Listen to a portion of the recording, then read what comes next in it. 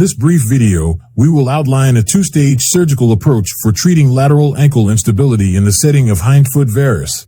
The procedure involves percutaneous calcaneal osteotomy followed by lateral ankle ligament anatomical reconstruction. Specific material needed includes MIS burr, MIS bone lever, and an electric microdrill. A 5 mm incision is made under fluoroscopic guidance centered at the calcaneal tuberosity. Calcaneal osteotomy is then started using the MIS burr oriented perpendicularly to the bone axis, dividing the calcaneum into 2/3 and 1/3 ratio anteroposteriorly and bisected proximodistally. When the width of the calcaneus exceeds the drill length, the osteotomy is conducted in 4 distinct phases, beginning with the superior lateral quadrant, followed by the superior medial, then the inferior lateral, and finally the inferior medial section. Following the osteotomy, a bone lever is introduced for the maintenance of translation. Final fixation is achieved with the placement of 2 6.5 mm diameter tapered cannulated screws, positioned under arthroscopic control for optimal stability.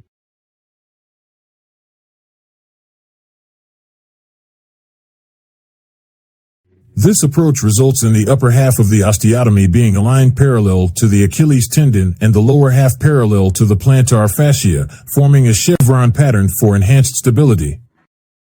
In the lateral ankle ligament anatomical reconstruction procedure, the patient is repositioned supine, and the affected foot is medially rotated to allow optimal access to the lateral talus area. The knee is flexed at 90 degrees, facilitating the harvesting of a 10 cm gracilis tendon, followed by local anesthetic infiltration. For the calcaneal tunnel, a 5 mm incision is created 1 cm proximal and 5 mm in front of the osteotomy approach. Then a percutaneous lateromedial calcaneal tunnel is created aiming the medial plantar dorsal junction. For the talar tunnel, the anteromedial portal is used to explore the lateral gutter. A cannula is then positioned in this anterolateral portal to prepare the ATFL footprint. Subsequently, a 5 mm diameter, 20 mm deep talar tunnel is drilled above the subtalar joint, targeting the tip of the medial malleolus.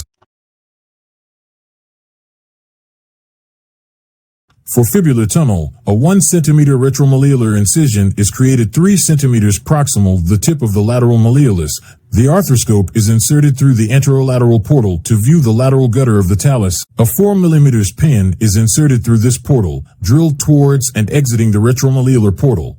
A 6 mm wide and 15 mm long blind fibular tunnel is then drilled on this pin. For graft passage and fixation, the arthroscope is switched to the anteromedial portal, and the passage of the CFL ligament is prepared using a mosquito forceps Kelly. The gracilis tendon graft is subsequently prepared by attaching a 4.75 by 15 mm biotenodesis screw to one end for fixation to the talus.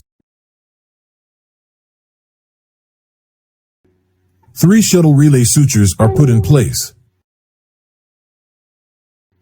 The graft is then screwed into the talus through the anterolateral portal under arthroscopic control. The fibular cortical endo button is placed at the distal end of the free graft outside the cannula and then pulled by the shuttle relay through the retromalleolar approach. The graft's distal end is inserted into the calcaneal tunnel and then pulled out from the medial plantar incision, and the endo button is pulled into the fibular tunnel. The distal end is secured in the calcaneal tunnel with a 6 by 15 mm biotenodesis screw inserted from outside to inside along a guide wire. Finally, the cortical endo button is tightened under arthroscopic control, completing the reconstruction.